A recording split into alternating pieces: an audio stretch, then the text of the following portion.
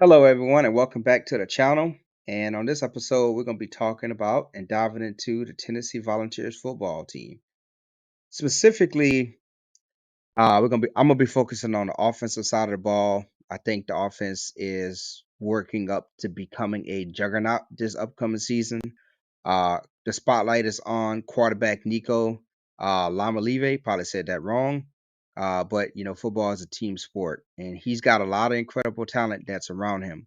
So let's talk about three big time players who will make a significant impact on the Vols football team uh, this upcoming season. So first up is Lance Hurd.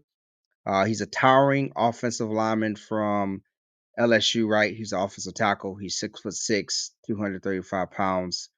Hurd is a formidable force, and he's likely to claim the starting left tackle spot for Tennessee this upcoming season. He has experience. He played in 12 games at LSU, and he started in one versus the Army. And he showcases his potential as a linchpin for the Volunteers offensive line. Um, he's the most high-profile offensive transfer under Josh Heupel. Hurd is set to make waves, and you want a guy like Hurd protecting your star quarterback. Um, Quarterback can't play the game without wide receivers, right? So Tennessee has the potential to have the most dynamic group of wide receivers in the SEC and maybe even the nation. With Nico's arm talent, expect fireworks. I expect fireworks, right? So you got Brew McCall who's coming back. He's the go-to guy, especially on third down. He bring his yard after contact ability, right? He's a very physical. He's a big dude, and he's really good at blocking. And then you got Squirrel White, who's coming off an impressive sophomore season. He has 67 receptions, 108 yards and two touchdowns. So his junior year is looking even more promising. Right. You got some transfers that's coming in, right? So you got Chris Bazell. Um, he is a standout transfer from Tulane. He was originally a defensive back. Then he switched over to wide receiver, and he quickly made a name for himself.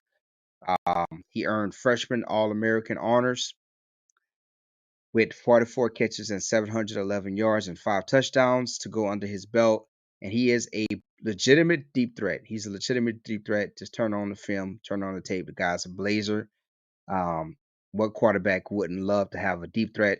He's 6'5". He has strong hands and a good catching ability. And he's going to make himself a key target for Nico in this upcoming season.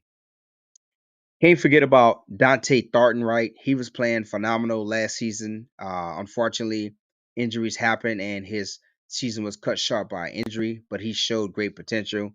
And then, of course, you got a couple of other 4 and 5 star wide receivers that adds depth to the team, as well as two stud tight ends, Ethan Davis and the other guy, the transfer from Notre Dame. These guys are big body wide receivers, and they're going to cause mismatches for opposing defenses. Tennessee is loaded, man. They're loaded. They just got to put it all together. Obviously, they're going to be, you know, sneaking up on a lot of teams in the SEC, but, you know, winning the SEC and winning in the SEC is cool. It's always a hard thing to do, but I'm pretty sure Josh Heupel is expecting to be more of a dominant force on the national stage, right? Maybe trying to make a run and get into the playoffs, something like that. They have the team there, right? They have the guys in place. Nico is a very talented quarterback. He's probably the most talented quarterback out of the last two, Hendon Hooker and Joe Milton. Big things was supposed to happen with Joe Milton after Hendon Hooker left, and Joe Milton just kind of he wasn't what I thought he was gonna be, right? He opted out of the bowl game. We got to see Nico step in and play. Um, he didn't throw a lot of passes. He had a couple of turnovers, but he was able to hurt our top five defense with his legs, and he threw for a few touchdowns. But that was his first time stepping in the starting role, so you got to think with this spring. He's getting all of the snaps with the first team offense. He's in the huddle. He's leading the guys, right? Like I mentioned, he has some playmakers coming back in Brew McCoy. He got some guys coming in. And I expect big things from the offense, but as always, you have to play football against an opposing team who wants to win just as bad as you. So you got to be able to put it all together. They got the schedule to do it. They got some tough guys on that. They got some tough teams on the schedule, but they also have some gimme games up front. So that will allow Nico to get those reps in versus some, you know, I hate to say it, but some cupcake teams, right? Allows him to get some experience, get the, get things going. Um, so when the big dogs of the SEC come calling, when SEC play comes, him and that offense will be ready. But I definitely think that Tennessee is going to be a dark horse in the SEC this season. Let me know what y'all think. That is it for me. That's all I got.